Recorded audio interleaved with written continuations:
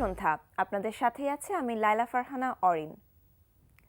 প্রিয় দর্শক শ্রোতা, হেমন্তের এই সন্ধ্যায় সবাইকে আমন্ত্রণ জানাচ্ছি শুভ সন্ধ্যার আজকের আয়োজনে। শুভ সন্ধ্যার আজকের আয়োজনে থাকছে আগামীকাল ঢাকায় শুভ জন্মদিন, শ্রদ্ধাঞ্জলি, এনটিভি হাইলাইটস এবং কথা সাহিত্যিক মুশতাক আহমেদের সঙ্গে আলাপচারিতা।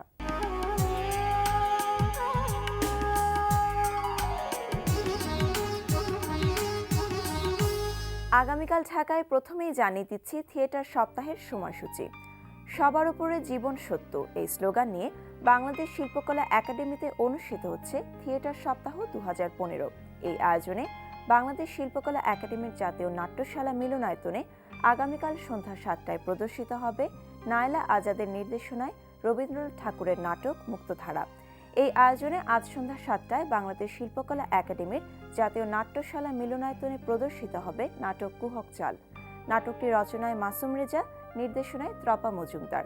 থিয়েটার সপ্তাহ চলবে 10 ডিসেম্বর পর্যন্ত। এবার জন্মদিনে শ্রদ্ধাঞ্জলি।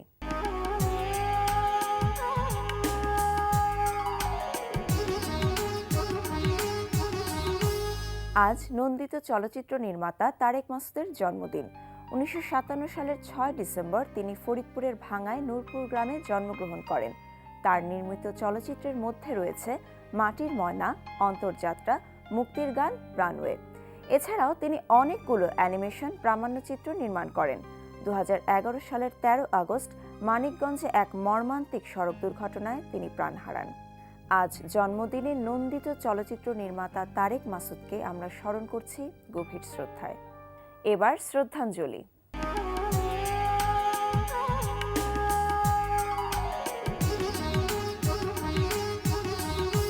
মরমী কবি ও বাউল শিল্পী হাসন রাজার আজ মৃত্যুবার্ষিকী। তার প্রকৃত নাম দেওয়ান হাসন রাজা। হাসন রাজা 1854 সালের 21 ডিসেম্বর তখনকার সিলেট জেলার সুনামগঞ্জ শহরের নিকটবর্তী সুরমা নদীর তীরে লক্ষণশ্রী পরগুনার তেঘুরিয়া গ্রামে জমিদার পরিবারে জন্মগ্রহণ করেন। তার মরমী সাধনা বাংলাদেশের দর্শন চেতনার সাথে সঙ্গীতের এক অসামান্য সংযোগ ঘটিয়েছে। তার জনপ্রিয় গানগুলোর মধ্যে রয়েছে লোকে বলে বলে রে ঘরবাড়ি ভালা নাই আমার, সোনাবন্ধে আমারে দেওয়ানা বানাইলো, নিশা লাগে রোলে বাঁকা দুই নয়নে, কান্দে হাসন রাজার মন মুনিয়ারের মতো শ্রোতাপ্রিয় গান। মরমী কবি ও বাউল শিল্পী হাসন রাজা 1922 সালের আজকের এই দিনে ইহলোক ত্যাগ করেন। মৃত্যুবার্ষিকীতে আমরা এই বাউল সাধককে স্মরণ করছি গভীর শ্রদ্ধায়। দেখছিলেন শ্রদ্ধাঞ্জলি। এবার এনটিভি হাইলাইটস।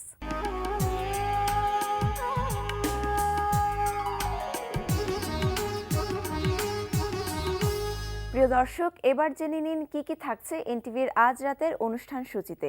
সন্ধ্যা 6:45 দেখবেন মোহাম্মদ নুরুজ্জামানের প্রযোজনায় চলচ্চিত্রের গান নিয়ে অনুষ্ঠান রূপালী পর্দার গান। দিবানিশি তোমার পরাণ আমার পরাণ জুইরা থাকে রে, ও বন্ধু রে, ও বন্ধু রে, আমার পরাণ বান্ধা আছে সখা তোমার পরাণে, ও বন্ধু রে, ও বন্ধু রে। রাত 8:20 থাকছে ফারিয়া হোসেনের রচনায় ও আরিফ খানের পরিচালনায় ধারাবাহিক নাটক দলছুট প্রজাপতি। ভেতরের সব বন্ধ দরজা খুলে দাও। আর মা তুমি? আমি দুবাই চলে যাব। ওখানের বিজনেসে খুব লস হচ্ছে, ভাবছি ওখানে থেকে বিজনেসটা দেখব। কিন্তু মা। আর কোনো কিন্তু না, এখন থেকে সব ভালো, সব সুন্দর, সব স্বাভাবিক। রাত 9টায় প্রচার হবে মাহমুদ দিদারের পরিচালনায় একক নাটক টান। আমি তোমারে অভয় দিলাম। কালের ধুলোয় শৃঙ্খলিত জীবন মুক্তি না জানে, আমায় তুমি সঙ্গী করো হে সমুদ্রের রানী। I can understand, but it's all part of our life. তাই বলে তুমি একটা রিফিউজি পকাকে মাথা নিয়ে ঘুরতে পারো না। হোয়াট? Totally absurd. কি বলে তুমি রাফা? জল যদি আরে লই যায় তুই আরে জলের নিচে খুঁজিবা। রাত 11:30 থাকছে ওয়াহিদুল ইসলাম শুভ্রর প্রযোজনায় সঙ্গীতানুষ্ঠান মিউজিক জ্যাম।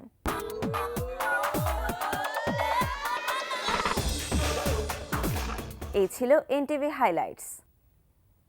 এবার আলাপচারিতা।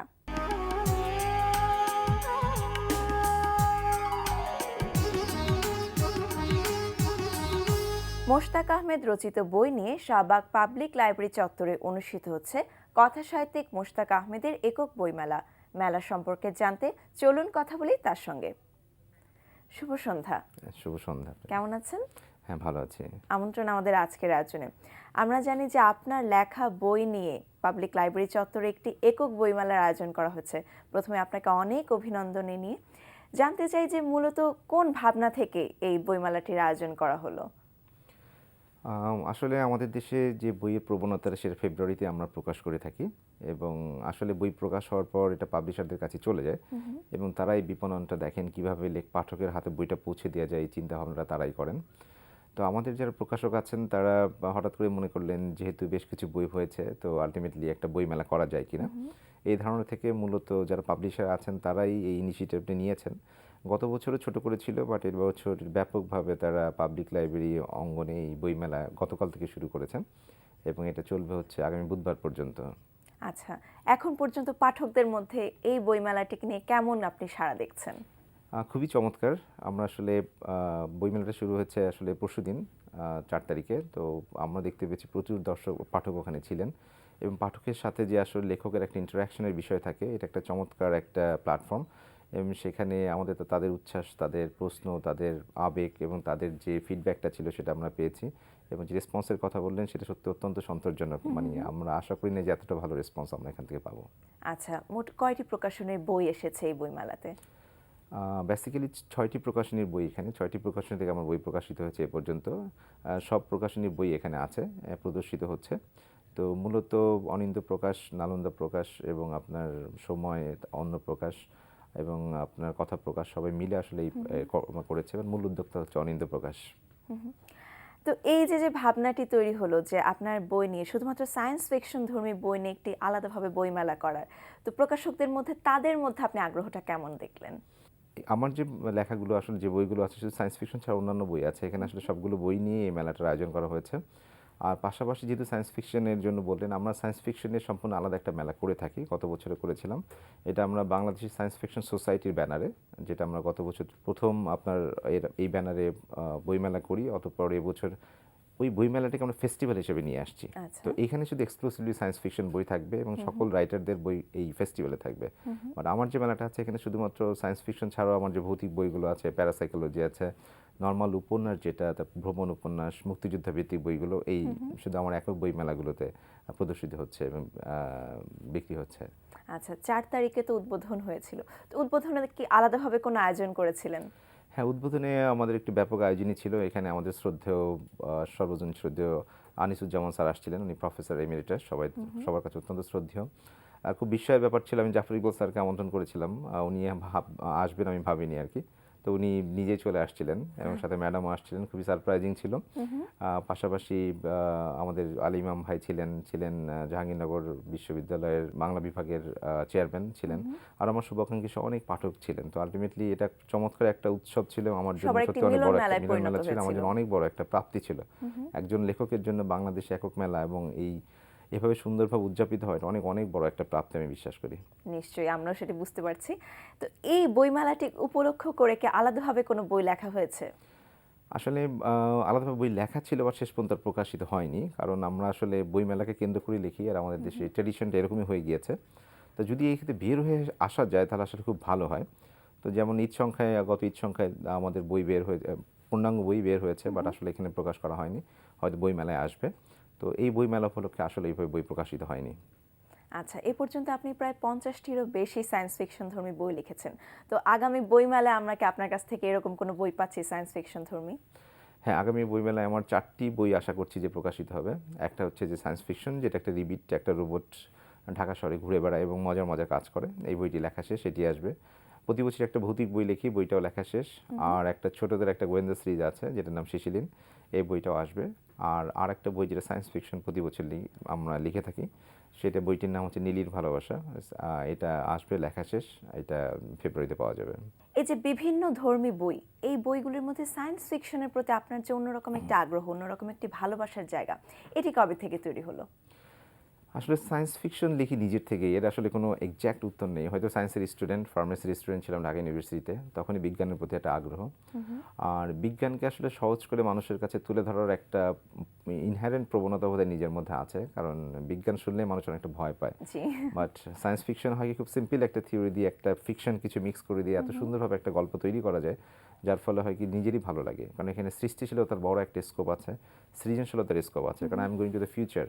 তো ফিউচারে যাওয়ার পর আসলে পৃথিবীটা কেমন হবে, অথবা রোবটের সাথে জীবনটা কেমন হবে, এলিয়েনের সাথে কেমন হবে, ভিন গ্রহে কেমন হবে। সো এই জিনিসটা আসলে যে নিজের মতো সৃষ্টি করা যায়, এই সৃষ্টিশীলতার আনন্দটা অনেক বড় আনন্দ। তো প্রথম আসলে হঠাৎ করে 2-3টা সায়েন্স ফিকশন লিখে ফেলেছিলাম। লেখার পর দেখলাম যে পাঠকের আগ্রহ অনেক বেশি, সায়েন্স ফিকশন পাঠকও অনেক বাড়ছে বাংলাদেশে, এবং পাঠকরাও চিন্তা করতে ভালোবাসে, তারা লেখকদের সাথে ইন্টারাকশন করতে ভালোবাসে। তো ওই স্কোপ থেকে, নিজের ইচ্ছা থেকে, প্রবণতা থেকে এই সায়েন্স ফিকশন বইগুলো লেখা হচ্ছে। এই যে যে পাঠকরা, তারা কি মূলত কিশোর? না, সব শ্রেণীর, কারণ science fiction not only for the আপনার কিশোর, কারণ দেখা যাচ্ছে বড়রা এবং যারা বয়স্ক তারাও খুব আগ্রহ নিয়ে সায়েন্স ফিকশন পড়ছে। কারণ নর্মাল জীবনে আমরা সব কিছু চারপাশে দেখি, কিন্তু যখন সায়েন্স ফিকশনের মধ্যে ঢুকে যাই, হয়তো 2000 বছর পরে চলে যাচ্ছি, ওখানে কি উই ডোন্ট নো। পাঠক যেটা চাচ্ছে যে একটা অজানাকে জানতে চায়, এই আগ্রহ নিয়ে আমরা দেখতে পাচ্ছি সব শ্রেণীর পাঠকরাই সায়েন্স ফিকশন পড়ছে, এবং সায়েন্স ফিকশনের জনপ্রিয়তা ধীরে ধীরে অনেক বাড়ছে। সায়েন্স ফিকশন ছাড়াও তো আপনি ভৌতিক বিষয় নিয়েও বই লেখেন, এই বিষয়টি আপনি কতটা উপভোগ করেন? খুবই উপভোগ করি। মজার ব্যাপার হচ্ছে যে আমরা প্রথমে সায়েন্স ফিকশন লেখার পর মনে হলো যে আমরা একটা নতুন ডাইমেনশনে যাই, দেখি প্রচুর পাঠক ভৌতিক বই খুঁজছে, বাট খুব জমিয়ে ভৌতিক বই আসলে খুব কম আছে বাংলাদেশে। তখন আমরা জমিয়ে কয়েকটা ভৌতিক বই লিখলাম, লেখার পর দেখা গেলো পাঠকের মারাত্মক রেসপন্স এখানে। বিশেষ করে ফিমেল রিডার যারা আছেন, তারা ভৌতিক বই প্রচণ্ড পছন্দ করেন, এবং একটা ভৌতিক পাঠক গ্রুপই তৈরি হয়ে গিয়েছে, যারা হয়তো এই আমার বইগুলো কিনছে। তো এটা প্রতি বছর আমি একটা লিখি, কারণ পাঠকের একটা ডিমান্ডও তৈরি হয়েছে। আমি সত্যিই খুব এনজয় করি ভৌতিক বইগুলো লেখার ক্ষেত্রে। আচ্ছা, এছাড়া আমরা জানি যে আপনার লেখা মুক্তিযুদ্ধ বিষয়ক বইও রয়েছে। তো মুক্তিযুদ্ধের প্রতি এই যে ভালো লাগে, এই যে চেতনাটা, এটি কিভাবে তৈরি হলো? আসলে তো মানে এটা আমার একটা প্রফেশনাল সাইডে যেতে হয়, কারণ আমি বছর 5 আগে আমি পোস্টিং ছিলাম রাজারবাগে। তো ওখানে আমি যে পোস্টিংয়ে ছিলাম, আপনি জানেন রাজারবাগ একটা ঐতিহাসিক জায়গা। জি। আমাদের মুক্তিযুদ্ধ 25শে প্রেক্ষাপটে মার্চ 25শে মার্চে প্রথম প্রতিরোধ যুদ্ধটা ওখান থেকে হয়েছিল, এবং পাকিস্তানিদের প্রথম নির্বিচার হত্যার শিকার হয়েছিলাম। পুলিশ প্রথম প্রতিরোধ করেছিলাম, প্রথম বুলেটটা তারাই নিক্ষিপ্ত করেছিল। তো ওখানে দীর্ঘ 2 বছর চাকরি করার সময় আসলে পুলিশের এই অবদানটা আসলে কখনোই মুক্তিযুদ্ধে কোনো বই আকারে, পূর্ণাঙ্গ আকারে আসেনি, উপন্যাস আকারে। তো ওই ধারণা থেকে আসলে ওখানে প্রায় 1.5 বছর গবেষণা করার পর পুরো জিনিসটাকে নক্ষত্র রাজারবাগ একটা বইয়ের মধ্যে সুন্দরভাবে একটা উপন্যাস আকারে উপস্থাপন করা হয়, এবং এই বইটা কালীয় কলম পুরস্কারও পায়, যেটা আমার জন্য অত্যন্ত গৌরবের একটা বিষয়। ওখান থেকেই আসলে মুক্তিযুদ্ধ রিলেটেড বইটা লেখার, এবং আমার কাছে মনে হয়েছে মুক্তিযুদ্ধ নিয়ে আসলে অনেক কিছু লেখার আছে। এরপর আবার মুক্তিযোদ্ধা রতন, কিশোরদের নিয়ে একটা বই লিখেছি, সেটাও যথেষ্ট সমাদৃত হয়েছে। আরও চিন্তাভাবনা আছে মুক্তিযুদ্ধ নিয়ে বই লেখার। কর্মজীবনে তো আপনি অনেক ব্যস্ত, এই যে শত ব্যস্ততার মাঝে বই লেখার জন্য আলাদাভাবে সময় বের করা, এটি কিভাবে করেন? এটা আসলে একটা রুটিন ওয়ার্কের মতো হয়ে গিয়েছে, কারণ প্রতিদিন সকাল 6টা থেকে 8টা পর্যন্ত আমি লিখি। এই সময়টা একটু নিরিবিলি থাকে, আর চাপটাও কম থাকে। আমি ডিরেক্টলি ল্যাপটপে লিখি, সে নিয়ে নিরিবিলি বসে এই 6টা থেকে 8টা পর্যন্ত লেখার কারণে দেখা যাচ্ছে যে ধারাবাহিক লেখার কারণে আসলে লেখাটা বের হয়ে আসছে, এবং প্রতি বছরই 4টা-5টা বই প্রকাশিত হচ্ছে। আমরা জানি যে বাংলাদেশ সায়েন্স ফিকশন সোসাইটির আপনি প্রেসিডেন্ট হিসেবে বর্তমানে আছেন। তো মূলত এই সোসাইটিটির কার্যক্রমটা কি? বাংলাদেশ সায়েন্স ফিকশন সোসাইটির মূল কার্যক্রমটা হচ্ছে যে আমাদের বিজ্ঞানকে মানুষের কাছে বেশি আপনার প্রিয় করা, বিজ্ঞান চর্চাকে বাড়ানো, এবং যে সৃজনশীলতা, সৃষ্টিশীলতা আছে বিজ্ঞানের মধ্যে সেটাকে ধারণ করা। সেটা কি বই লেখার মাধ্যমে? না, শুধু বই লেখার মাধ্যমে না। ধন্যবাদ, চমৎকার প্রশ্ন করেছেন। আসলে আমরা হঠাৎ করে চিন্তা করছিলাম গত বছর যে সব সায়েন্স ফিকশন লেখককে কীভাবে একত্রিত করা যায়। তা আমরা মোটামুটিভাবে একত্রিত হই। একত্রিত হওয়ার পর আমরা চিন্তা করি সায়েন্সকে আরও কীভাবে মানে সায়েন্সের ব্যাপ্তিটা আরও কীভাবে বাড়ানো যায়। তো এই থেকে প্রথমে ছিল বইমেলা, এরপরে আমাদের এখন প্ল্যান আছে যে আমরা একটা পত্রিকা বের করা, যেটা আমরা করেছি এর মধ্যে বিজ্ঞান আনন্দ নামে, শুধুমাত্র সায়েন্স ফিকশন গল্প এখানে আপনার প্রকাশিত হয়। এরপর হচ্ছে যে আমাদের একটা নাটক প্রতি বছর করার চিন্তাভাবনা আছে, আর এবার তো আমরা ফেস্টিভ্যালই করছি, যেখানে বই থেকে বের হয়ে এসে আমরা একটা রোবট তৈরি করার চিন্তাভাবনা করছি, এবং অলরেডি আমাদের শাহজালাল প্রযুক্তি বিশ্ববিদ্যালয়ে কিছু ছেলে, মানে খুবই মেধাবী কয়েকজন স্টুডেন্ট করছেন, এবং আমরা আগামী 11 তারিখে আমাদের ফেস্টিভ্যাল শুরু হবে শাহবাগ পাবলিক চত্বরে, এবং সেখানে আমরা এই রোবটটাকে প্রদর্শন করব, এবং আমরা জানি রোবটটা কথা বলবে আর কি, হাত বাহ। নাড়বে। সো আমরা এই পর্যায়ে আছি। এর পাশাপাশি আমরা এলিয়েন রোবট নিয়ে ভাবনা, অর্থাৎ নিজের চিন্তাভাবনা কীভাবে বিকশিত করা যায়, এই ধরনের চিন্তাভাবনা আছে। যে লাস্টের দিন আমরা একটা প্রোগ্রাম করছি যে যারা ইচ্ছুক ঢাকায় তাদের এলিয়েনের ছবি নিয়ে আসবেন, শিশু কিশোররা একসাথে আমরা থাকবো, বেস্ট এলিয়েন, সুন্দর এলিয়েন যিনি আঁকবেন তাদেরকে আমরা পুরস্কৃত করবো সবাই একসাথে। তারপর সেই ছোট ছোট এলিয়েনদের আকাশে উড়িয়ে দেবো বেলুন দিয়ে। এটা আমরা তার প্রতি মানে বছরই একটু করতে ভিন্ন যাচ্ছি। রকম পদ্ধতি অবলম্বন করে বিজ্ঞানটাকে সবার কাছে পৌঁছে দেয়া। বিজ্ঞানটা যে কঠিন না, খুব সহজ, মজার, এই জিনিসটাই আসে বিজ্ঞান যে আনন্দের, এই জিনিসটাই আমরা আসলে সবার আমাদের মাঝে সোসাইটির ছড়িয়ে দিতে মাধ্যমে যাচ্ছেন। আমরা ছড়িয়ে দিতে চাচ্ছি। অনেক ধন্যবাদ আমাদের শুভ সন্ধ্যা আসার জন্য। একদম আমরা শেষের পর্যায়ে চলে এসেছি। আপনার এই লেখালেখির ধারা অব্যাহত থাকুক এই প্রত্যাশা করছি। ধন্যবাদ আপনাকে, এবং ধন্যবাদ NTV দর্শক যারা আছেন তাদেরকেও, এবং একই সাথে আমি সকলকে আমন্ত্রণ জানাচ্ছি আমাদের সায়েন্স ফিকশন ফেস্টিভ্যাল যেটা আগামী 11 তারিখে শুরু হচ্ছে, সেখানে সকলকে আসার জন্য এবং ফেস্টিভ্যালকে উপভোগ করার জন্য। প্রিয় দর্শক, কথায় কথায় আমরাও চলে এসেছি অনুষ্ঠানের শেষ প্রান্তে। আমাদের সঙ্গে যোগাযোগের ঠিকানা প্রযোজক শুভ সন্ধ্যা, NTV BACC ভবন, 7 তলা 102 কাজী নজরুল ইসলাম এভিনিউ, কারওয়ান বাজার, ঢাকা 1215। আমাদের ইমেইল অ্যাড্রেস shubhasondha@ntvbd.com। প্রিয় দর্শক, NTVতে সম্প্রচারিত সংবাদ ও অন্যান্য সকল অনুষ্ঠান দেখতে লগ ইন করুন www.ntvbd.com-এ। সবার শুভকামনায় শেষ করছি আমাদের আজকের অনুষ্ঠান। শুভরাত্রি।